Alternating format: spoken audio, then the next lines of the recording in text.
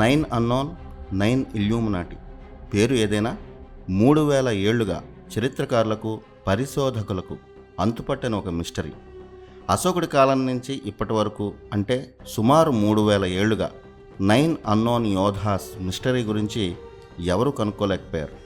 ఇప్పుడు అదే కాన్సెప్ట్తో Hanuman movie hero Teja super యోధాగా నటించిన మిరాయ్ సినిమా వస్తుంది. అసలు ఎవరి నైన్ అన్నోన్, ఏమిటా కథ, ఆ చరిత్ర నిజమా ఫిక్షనా ఇప్పుడు తెలుసుకుందాం. అశోకుడు మగధను పాలిస్తున్న సమయంలో చరిత్రను మలుపు తిప్పే కళింగ యుద్ధం జరిగింది. ఆ యుద్ధంలో తాను ప్రయోగించిన వెపన్స్ వల్ల లక్షల మంది మరణించారు. ఆ తర్వాత ఇలాంటి యుద్ధాలు చేయడం ప్రమాదమని అశోకుడికి అర్థమైంది. సొంత అన్నదమ్ములను చంపి సింహాసనం ఎక్కాడు అశోకుడు. అత్యంత క్రూరత్వంతో ఉండే అలాంటి అశోకుడిని కూడా ఆ మరణాలు కదిలించాయి. అంటే అది సాధారణ ఆయుధాలతో జరిగిన యుద్ధం కాదని ఖచ్చితంగా చెప్పొచ్చు.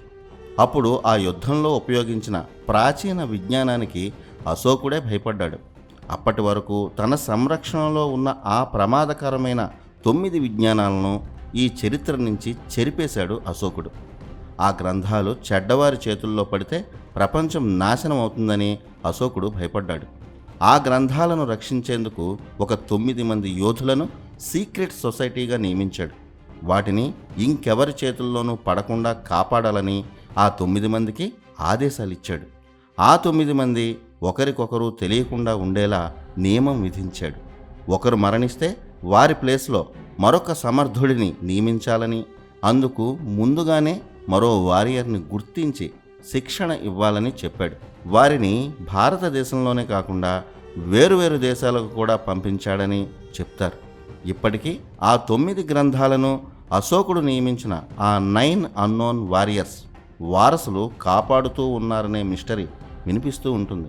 ఈ కాన్సెప్ట్తో ప్రపంచంలో చాలామంది రీసెర్చ్ చేశారు. ఎన్నో పుస్తకాలు కూడా వచ్చాయి. బట్ కొంతవరకు మాత్రమే ఈ మిస్టరీని కనుక్కోగలిగారు. కానీ 9 అన్నోన్ వారియర్స్ నిజమని మాత్రం అందరూ చెప్పారు. చాలామందికి తెలియని విషయం ఏంటంటే, ఈ 9 అన్నోన్ వారియర్స్ కాపాడుతున్న ఆ గ్రంథాల్లో విషయాలు ఋగ్వేదానికి చెందిన ధనుర్వేదం, అథర్వ వేదంలో వివరించిన దారుణమైన వార్ఫేర్కి సంబంధించినవే ఎక్కువ. అసలు ఈ 9 అన్నోన్ వారియర్స్ ఎవరు, అశోకుడు వాళ్లను ఎందుకు నియమించాల్సి వచ్చిందో డీటెయిల్డ్గా ఇప్పుడు తెలుసుకుందాం. ఈ స్టోరీ చెప్పాలంటే మనం మహాభారత కాలంలోకి వెళ్ళాలి. మహాభారత యుద్ధంలో ఎన్నో గొప్ప అస్త్రాలు, ఎక్స్ట్రీమ్ టెక్నికల్ అండ్ సైకలాజికల్ వెపన్స్ని ప్రయోగించారు. ఆనాడు కృష్ణుడు వాడిన సుదర్శన చక్రం లాంటి వెపన్ ఇప్పటికీ ఊహకు అందనిదే. న్యూక్లియర్ వెపన్స్తో సమానమైన బ్రహ్మాస్త్రాలు కూడా ఉపయోగించారని వ్యాసుడే చెప్పాడు. ఆ తర్వాత ఆ వెపన్స్ చెడ్డవారి చేతుల్లో పడితే వినాశనం తప్పదని, కృష్ణుడే నాశనం చేశాడని కూడా అంటారు. కానీ ఆ టెక్నాలజీలో కొంత తర్వాత తరం రాజులకు కూడా వెళ్ళాయి. వేదాల్లో ఈ తరహా విజ్ఞానం అంతటినీ అథర్వ వేదంగా విభజించాడు వ్యాసుడు. ఆ తర్వాత కాలంలో ఉన్న మేధావులకు అథర్వ వేదంలో ఉన్న ఈ రహస్య యుద్ధ విద్యలన్నీ తెలిసాయి. ఆ మేధావులు తమను పోషించిన రాజులకు ఈ యుద్ధ విద్యలన్నీ చెప్పేవారు. అలా అథర్వ వేదాన్ని అణువణువు నేర్చుకున్న గ్రేట్ స్కాలర్ చాణక్య నుంచి ఆ విద్య చంద్రగుప్త మౌర్యకు వెళ్ళింది. చాణక్యుడు నేర్పిన రహస్య యుద్ధ విజ్ఞానం వల్లే ఒక చిన్న సైన్యంతో అప్పటికి ఊరు పేరు లేని చంద్రగుప్త అనే ఒక చిన్న కుర్రాడు 5 లక్షల మంది సైనికులు, 5,000కు పైగా గుర్రాలు, ఏనుగులు ఉన్న నందరాజుల సైన్యాన్ని ఓడించాడు. అంత పెద్ద నంద సైన్యాన్ని ఏ టెక్నాలజీ వాడకుండా ఒక కుర్రాడు గెలవడం ఇంపాసిబుల్. ఆ యుద్ధం వెనుక ఉన్న శక్తి చాణక్యుడి అస్త్ర ప్రావీణ్యమే. అలా మౌర్య సామ్రాజ్యాన్ని స్థాపించిన చంద్రగుప్త మౌర్య మనవడే అశోకుడు. శ్రీకృష్ణుడి అవతార సమాప్తి తర్వాత, పాండవులు మరణించిన తర్వాత భారతదేశ చరిత్ర పూర్తిగా మారిపోయింది. మహాభారత కాలం నాటికే జరాసంధుడి మగధ సామ్రాజ్యం అత్యంత శక్తివంతమైనది. పాండవుల తర్వాత ఆ రాజ్యం శక్తి ఇంకా పెరిగింది. దేశానికే కేంద్రంగా మారింది. చంద్రవంశం, జరాసంధ వంశం క్షీణించాక మగధను చాలామంది పాలించారు. అలా పాలించిన వారిలో ప్రద్యోత, శిశునాగ, నందవంశాలు, ఆ తర్వాత మౌర్య వంశం చాలా ఫేమస్. ఈ మౌర్య వంశాన్ని స్థాపించినది చంద్రగుప్త మౌర్యుడు. అతని కుమారుడే బిందుసార కుమారుడు అశోకుడు. వీరంతా మగధను పాలించారు. ఈ మౌర్య వంశం చాణక్యుడి కాలాల మీద చాలా విభేదాలు ఉన్నాయి. మనం చదువుకున్న చరిత్ర ప్రకారం క్రీస్తు పూర్వం 3వ శతాబ్దంలో మౌర్య వంశం ప్రారంభమైందని ఉంటుంది. కానీ మహాభారత లెక్కల ప్రకారం చూస్తే చంద్రగుప్త మౌర్యుడు చాణక్యుడి సహాయంతో నందవంశాన్ని కూల్చి మగధ సింహాసనం అధిష్ఠించిన కాలం 1534 BCE. ఇదే నిజమైన చరిత్ర.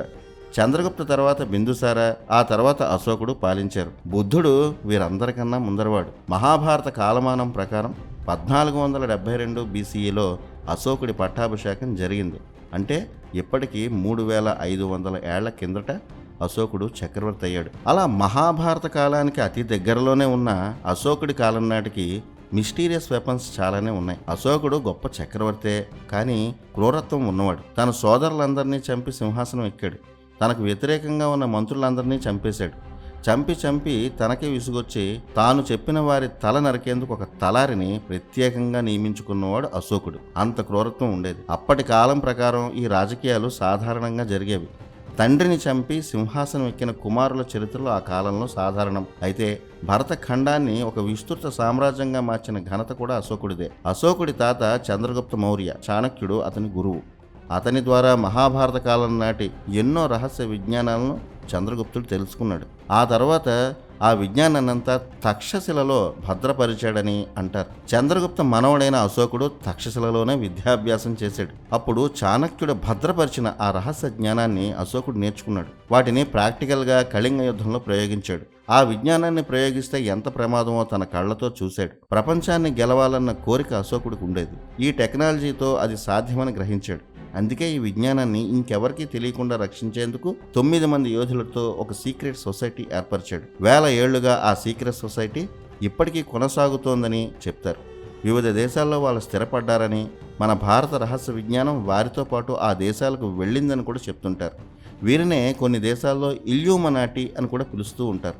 ఈ కాన్సెప్ట్ మీదే హాలీవుడ్లో ఏంజల్స్ అండ్ డెమన్స్ అనే సినిమా కూడా వచ్చింది. డావిన్సీ కోడ్ అనే సినిమా వెనక కూడా ఈ ఇల్యూమినాటి స్టోరీనే ఉంది. వీరు శాస్త్రాన్ని మాత్రమే నమ్ముతారు. ఆ శాస్త్రాన్ని ఎవరైనా పొందాలనుకున్నా, ప్రపంచంపై ప్రయోగించాలి అనుకున్నా వారిని నిర్దాక్షిణ్యంగా శిక్షిస్తారు. ఇలాంటి మిస్టరీకి ఆధారమైన ఆ 9 మంది కాపాడిన ఆ గొప్ప శాస్త్రాలేంటో చూద్దాం. మొదటి విద్య ఫిజియాలజీ.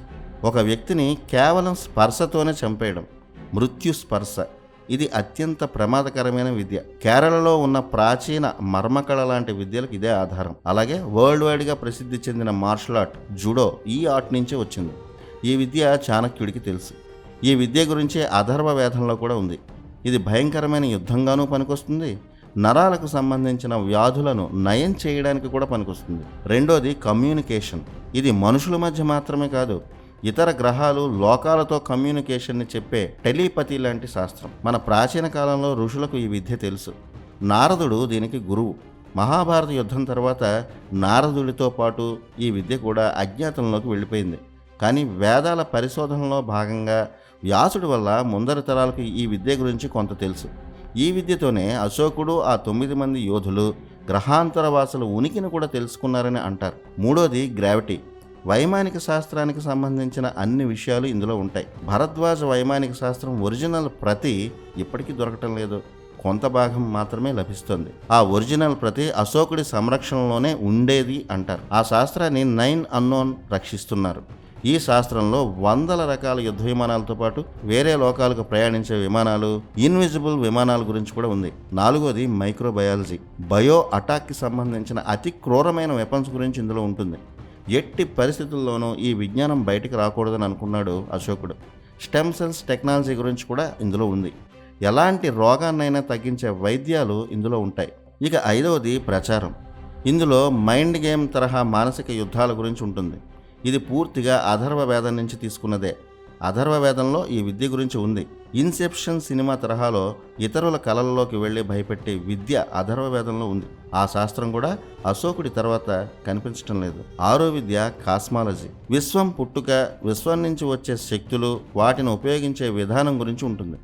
పంచభూతాలను నియంత్రించే శక్తి గురించి ఇందులో ఉంది. అలాగే ఈ శాస్త్రంతో కాలంలో ప్రయాణించవచ్చు, కాలాన్ని నియంత్రించవచ్చు, ఒక లోకం నుంచి మరో లోకానికి ప్రయాణించవచ్చు. ఏడోది రసవాదం. ఇది పూర్తిగా రసాయన శాస్త్రం. ప్రపంచ రసాయన శాస్త్రానికి ఈ రసవాదమే మూలం. ఈ విద్యలో భారతీయులను మించిన వాళ్ళు ప్రపంచంలో ఇంకెక్కడ లేరు. ఈ విద్యలో చాణక్యుడు ఆరితేరినవాడు. చంద్రగుప్త మౌర్యని గెలిపించేందుకు ఈ రస విద్యతోనే లక్షల బంగారు నాణాలు తయారు చేసి సైన్యాన్ని సమీకరించాడు. ఆ విద్య అశోకుడి తర్వాత కనిపించలేదు. ఎలాంటి లోహాన్నైనా బంగారంగా మార్చగల విద్య రసవాదం. ఢిల్లీలో తుప్పు పట్టని ఇనుప స్తంభం భారతదేశ రసవాదానికి ప్రత్యక్ష ఉదాహరణ. ఇప్పటికీ ఈ విద్యకు సంబంధించిన కొన్ని కుటుంబాలు వారణాసిలో ఉన్నాయంటారు. 8వ విద్య లైట్, కాంతిని ఆయుధంగా మార్చే శాస్త్రం. కాంతి వేగాన్ని తగ్గించడం, పెంచడం, దీని ద్వారా కాంతిని ఒక ఆయుధంగా మార్చే మిస్టీరియస్ సబ్జెక్ట్. ఇక 9వ విద్య సోషియాలజీ, విధ్వంసాలను ముందుగానే కనిపెట్టే శాస్త్రం. ఒక జాతి భవిష్యత్తుని ఈ శాస్త్రంతో నిర్ణయించవచ్చు. పేరుకి సమాజ శాస్త్రంలో కనిపిస్తున్న జాతుల భవిష్యత్తును నిర్ణయించే శాస్త్రం ఇది. వీటిలో కొన్నిటిని కళింగ యుద్ధంలో ప్రయోగించినప్పుడే ఇవి ఎంత ప్రమాదాలో అశోకుడికి అర్థమైంది. అందుకే ఈ శాస్త్రాలని మరింత రీసెర్చ్ చేయించి ఆ 9 మందితో గ్రంథాలు సిద్ధం చేయించాడు అశోకుడు. మళ్ళీ ఆ 9 మంది ఒకచోట కలిస్తే ఈ శక్తులన్నీ అందరికీ తెలిస్తే మరీ ప్రమాదం కాబట్టి ఒకరికి ఒకరు తెలియకుండా సీక్రెట్ సొసైటీని ఏర్పాటు చేశాడు. ఇప్పుడు ఆ శాస్త్రాలు ఎక్కడున్నాయో, అసలు ఉన్నాయో లేవో కూడా ఎవరికి తెలియవు. వీటిలో చాలా వరకు మహాభారత యుద్ధంలో పాండవులు, కౌరవులు ఉపయోగించిన విద్యలే. ఆ తర్వాత కృష్ణుడు చాలా వరకు వీటిని నాశనం చేశాడు. మిగిలిన విద్యలే ఆ 9 శాస్త్రాలు. వాటిని అశోకుడు అజ్ఞాతంలో ఉంచాడు.